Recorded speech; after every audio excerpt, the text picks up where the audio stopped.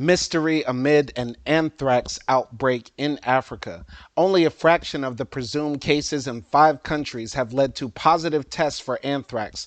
Some scientists say other causes cannot yet be ruled out. What's up, everybody? Thanks for clicking this video. Thanks for tuning into my channel. If you're new here, I'll introduce myself. My name's Simon Hill, Black American from Louisiana, filming this video live in Budapest, Hungary. Now, why am I talking about Africa? Well, I love all Black people, and Africa has quite a lot of them. Plus, I went there myself earlier this year. I was in Kenya. Go check out all the videos on my second channel that I share with my wife called Backpack Bandits. We're releasing new videos almost weekly now on our channel, and they are very dope. So go check those out of me traveling through Mauritius, Tanzania, and Kenya, and more adventures in Africa will be happening in the future. But I think this is a very serious story. We need to be aware of outbreaks happening in the world. We saw what happened with COVID-19, and we need to be aware on what's happening in the continent of Africa with so many people. The populations of many of those countries are growing, so we need to be aware and conscious of what's happening there.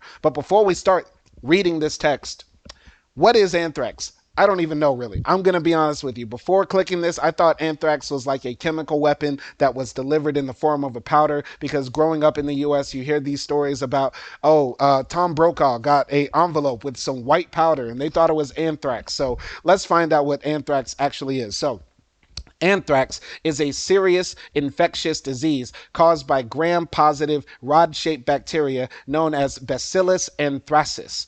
It occurs naturally in soil and commonly affects domestic and wild animals around the world. People can get sick with anthrax if they come in contact with infected animals or contaminated animal products. Okay, so that's new for me. I literally thought before turning on this video that anthrax was a weapon that you have to create in a lab. I did not know that it was something that can occur naturally out in the world. So let's get into this story right here. Here's a picture of a man. He looks very sick. Paul Semiga, 68, a patient presumed to have an anthrax infection in Kyoto, Uganda. He sought help from a traditional healer before going to a clinic. So I'm very amazed after looking back at the videos of me and my wife's travel adventures in Tanzania and Kenya that we did not get sick, because, we were out there. We were out there. We didn't stay in fancy resorts. We didn't stay in fancy Airbnbs. We stayed outside with the people, and we got bit by mosquitoes. We were drinking water that might not have been the cleanest. We were eating food from the streets, and I'm surprised that we're healthy. So we must have strong immune systems. But either way, I'm not trying to be light on this story, especially with people's lives in it. But let's jump in. So this was written by Apurva Mandavili. Apurva Mandavili reported from Kyoto County, Uganda, the center of an anthrax outbreak in that country. For anybody who's going to be upset or maybe surprised to see an Indian woman reporting this story, when you go to East Africa, at least, you will see tons of Indian people, and they live there. They are born there, second, third generation.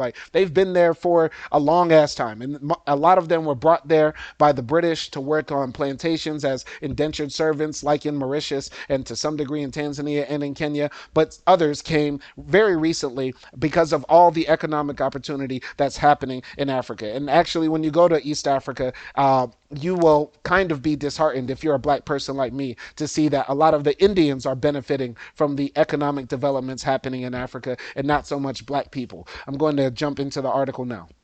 5 African countries are battling outbreaks of anthrax, with nearly 1,200 people affected so far and 20 deaths, according to the World Health Organization. But the official tally belies confusion about the exact nature and scale of the outbreaks, which may complicate the efforts needed to contain them. Of the 1,166 presumed anthrax cases in Kenya, Malawi, Uganda, Zambia, and Zimbabwe, only 35 have been confirmed with lab tests. That is not unusual or unreasonable, experts said, especially in regions with limited resources. So what they're saying is that, the outbreaks might be bigger, but only so far 35 people have been tested. But a lot of people in Africa don't go to the hospital, generally because there's a distrust of Western medicine. And on top of that, it might be expensive for the average Ugandan, Zambian, Zimbabwean, and stuff like that to go to a hospital. I don't think most of these countries countries guarantee health care. I need to look into that, but I would presume that. And on top of that, maybe, the wait list is long, or they've had bad experiences in the hospital in the past, or maybe there's a perception in the countries that the public hospitals are,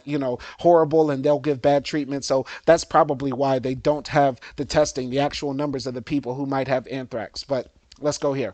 But at least in Uganda, many of the presumed cases have resulted in negative tests for anthrax, raising the possibility that a second disease is circulating. Even more interesting and even more scary. So they're testing people in Uganda where they presume this, disease that occurs in soil and in animals might be infecting people. They're testing them negative, but people are still sick. So it might be something else. I hope it's not another COVID or Ebola or anything like that. We don't need another pandemic. We couldn't survive it, honestly. We saw how the world almost fell apart during COVID. All the Karens went crazy. The last thing we need now is another pandemic. I'm going to jump ahead. It could simply be that the diagnostic testing is inadequate, or it could be that you have a moderate number of anthrax cases and simultaneously you have an outbreak of something else that could look similar, said Dr. Andrew Pavia, an infectious disease expert at the University of Utah, who has advised the Centers for Disease Control and Prevention on anthrax treatment guidelines. Anthrax does not typically spread between people, so the outbreaks so far are thought to be confined to people who consumed meat from infected animals. Uganda has now banned the sale of beef products. All of beef products, I think that's impossible. I mean, when we went to East Africa, people were eating a lot of chicken, and in our new Backpack Bandits video that we're releasing on our channel, we're going to eat some like black sausage that we bought out in the streets that's probably made from like old meat that was left over or something like that. So yeah, it's hard to imagine an entire country banning a certain meats because there's always going to be a black market. And then on top of that, it might be a part of the diet as well. I didn't get the chance to go to Uganda. We were very close, but we left East Africa when my wife got accepted into school, and we, had to travel around and stuff like that. There's a lot to it. Anyway, continuing here. Even if somebody with cutaneous anthrax got off a flight in Washington, D.C., they're not going to infect anyone as long as they don't have a duffel bag full of contaminated meat that they pass around, Dr. Pavia said. Anthrax is caused by extraordinarily resilient bacteria called Bacillus anthracis that can survive in soil and water for decades or even centuries. Wow, this bacteria can live for a long time. Cattle become infected when they ingest spores in the soil while grazing, and they can fall ill and die just 2 or 3 days later. Outbreaks in cattle are particularly likely after the type of heavy rains that eastern and southern African nations have recently experienced. In humans, anthrax can cause skin ulcers with a black center and swelling, which can suffocate the patient if it extends to the chest. Sporadic outbreaks of anthrax in wild animals, cattle, and people are not uncommon in these countries, but having 5 outbreaks simultaneously is probably a little odd, and that's probably what's generating some news attention, said Dr. William Bauer, an anthrax expert at the CDC. Now, I'm not a conspiracy theorist. I don't peddle in conspiracies and say, oh, maybe it's the government, maybe it's the Russians, maybe it's the Americans, the Chinese. I don't do all of that. But I do think we need to be wary of, how can I say this? How can I say this? How can I say this without sounding like a conspiracy theorist? We need to be wary of what's happening in these medical labs, in these facilities in foreign countries, if they're doing experiments on people and stuff like that. For a long time, people have thought that HIV was generated in a lab or in some wild experiment that happened in Africa. And then, years later, we have millions of people who have lost their lives to HIV and AIDS and that sort of stuff. I'm not saying I believe in that, and I don't want to peddle that at all. But I think that we should look at this logically, and we also need to look under all rocks, all covers, and that sort of stuff. At the very beginning of COVID, they thought it was crazy to say that COVID came from a lab leak. They thought that was crazy. People said that was a conspiracy theorist. But then even the U.S. government came out and said, yeah, possibly it came from a lab leak in China. That's another theory. And I haven't even followed up on that. But as you see, as time progresses, what once was considered a conspiracy theory can later be proven to be true. I'm not resting all of my laurels on that. I'm not putting my last dollar betting that this is some experiment happening on the African continent by malicious forces. I'm just saying that, all possibilities have to be on the table. Anyway, In Uganda, the first suspicious cattle death was in June in Kyotera district, and the first sudden human death was reported in July, according to an internal report obtained by the New York Times. By the end of October, at least 24 animals had died. Some infected animals and people have since popped up in Kalunga district, about 45 miles north of Kyotera. All right, and here is somebody who I guess has anthrax. Looking at his hand, that just looks painful. Oh my God. Looks like his skin is peeling. That lump there near his thumb on his palm looks like it's about to explode, or it's full of pus or dead blood or something like that. Very painful just looking at that. Oh, I don't want to be sick. So patients like Mr. Samiga in Kyotera district had itchy lesions on the hands and arms, swelling and numbness of affected limbs, and headache. But it was only in mid-October, after reports of a mystery disease among people, that district officials began testing skin lesions from those affected. The first two samples turned up negative for anthrax and for several other diseases. As of December 6th, Uganda's official tally stood at 48 presumed cases. But of the 11 for whom results were available, only 3 were positive for anthrax. The remaining 8 tested negative, according to Kyotera officials. Still, that may not mean the patients are free of anthrax, said Dr. John Paul Gonzalez, an expert in hemorrhagic fevers at Georgetown University, who has trained 250 Ugandan scientists on emerging infections. Uganda's lab facilities can reliably test for anthrax, but only if the samples are properly taken and processed, Dr. Gonzalez said. So this is a very convoluted story, but what I'm picking up from this is essentially that they're testing people for what they presume to be anthrax. Only 3 are testing positive. The vast majority are testing negative for it. But what the doctor is saying here is that the test might show up negative if they're not done properly. And maybe the Ugandan doctors aren't doing the test properly, or on top of that, it might be another disease that's infecting the people here who are sick and getting these lesions and stuff like that. All right. Dr. Jane Kasia, Director General of Africa Centers for Disease Control and Prevention,